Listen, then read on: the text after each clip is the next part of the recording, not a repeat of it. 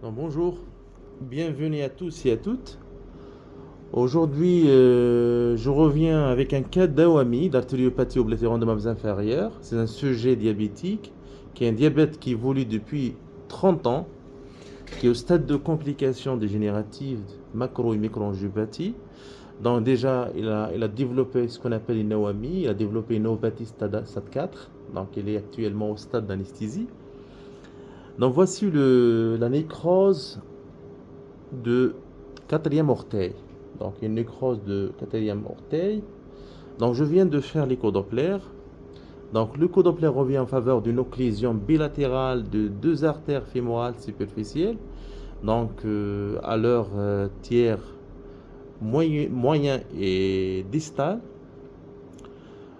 Et chez qui on a fait une exploration approfondie des artères jambières. Donc malheureusement, il a une occlusion de l'artère tibiale antérieure à sa portion pas distale, à sa portion proximale. Mais les autres artères, les artères tibiales postérieures, l'artère pyronnière, les deux sont calcifiées, grêles, mais restent perméables. Donc on va tenter un geste de revascularisation. Donc on va commencer par le membre atteint, le membre droit. Donc on a proposé une dilatation avec une angioplastie, une dilatation de l'artère fémorale superficielle. C'est vrai, donc la lésion elle n'est pas longue, elle est courte, mais elle est très très calcifiée.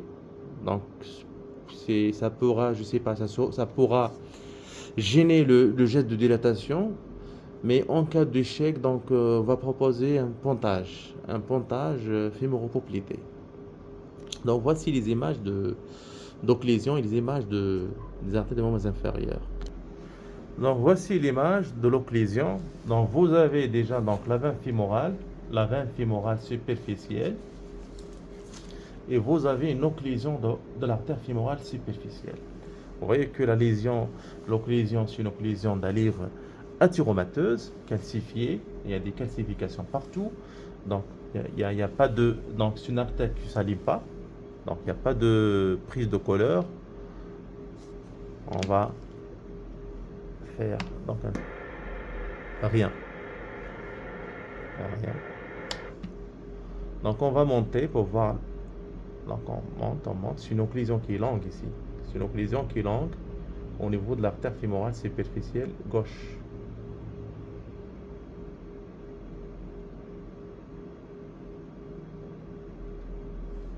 Voici la partie proximale de l'artère fémorale superficielle.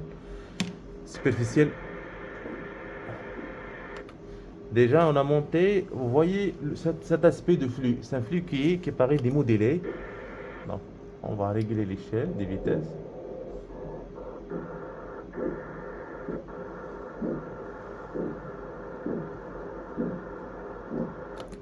L'aspect, c'est un aspect qui n'est pas normal.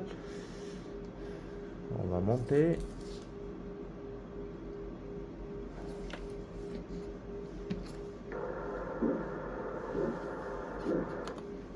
Et ici, qu'est-ce que vous avez? Vous avez un flux, ce n'est pas un flux triphasique comme on a l'habitude de le voir. C'est un flux qui reflète l'augmentation de la résistance au niveau de cette artère, une augmentation et qui reflète l'importance de la calcification, l'importance de la médiacalcose.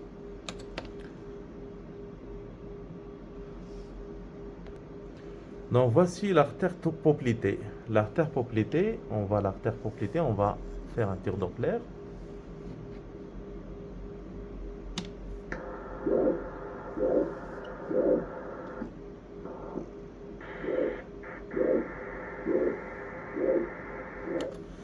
Donc voici l'artère poplitée, le flux il est démodulé, amorti démodulé, on ne voit pas la composante diastolique. Donc elle reflète l'insuffisance de réseau de collatéralité, de réseau de suppléance.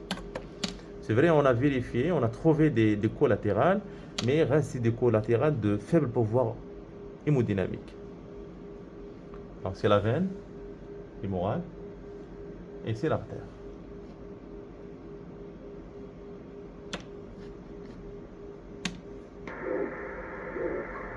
La même chose. Maintenant, donc, on passe à l'artère fémorale superficielle droite.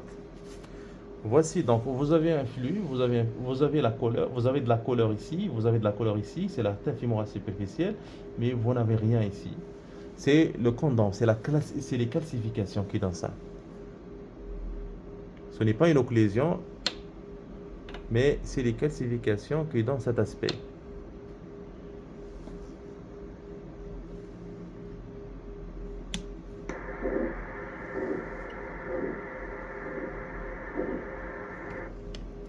Donc, sur l'artère fémorale superficielle, on tombe sur des sténosétagées calcifiées,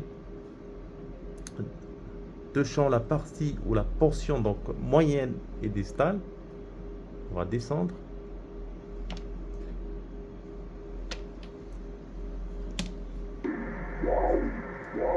Ici, vous voyez donc un flux qui est démodélé, mais vous avez des collatéralités. Donc, vous avez un composant diastolique.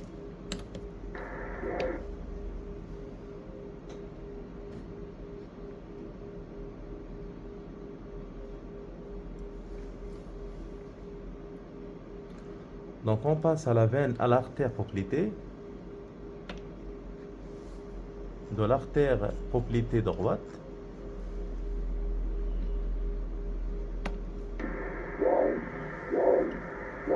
Toujours le flux il est un peu démodélé.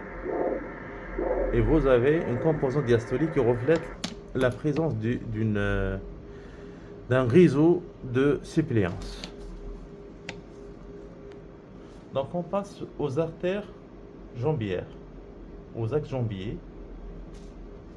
Voici l'artère tibiale postérieure. Donc elle est calcifiée, elle est grêle, mais elle reste perméable. Il y a des collatéralités musculaires qui alimentent les axes jambiers en distalité.